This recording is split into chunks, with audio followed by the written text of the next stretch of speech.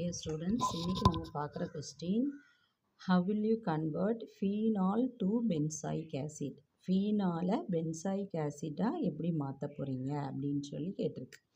Okay, first phenol எடுத்துப்போம். ஃபீனாலோட formula CC5OH, அதாவது பென்சீன்றீங்கள ஒரு ஹைட்ரஜன் எடுத்துகிட்டு OH அட்டாச் பண்ணோன்னா அதுதான் ஃபீனால். ஃபஸ்ட்டு இந்த ஃபீனாலை சிங்க் டஸ்ட்டு கூட சேர்த்து ட்ரீட் பண்ணி நல்லா ஹீட் பண்ணணும்.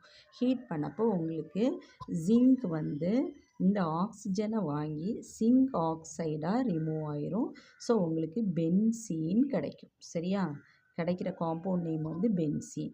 இந்த பென்சீனை CH3Cl AlCl3, அதாவது மெத்தில் குளோரைடு இந்த presence of anhydrous aluminium trichloride இது கூட சேர்த்து ஹீட் பண்ணுற சமயம் டொலுவீன் ஃபார்ம் ஆகுது. சரியா? இப்போ CH3 குரூப் இதில் ஆட் ஆகுது.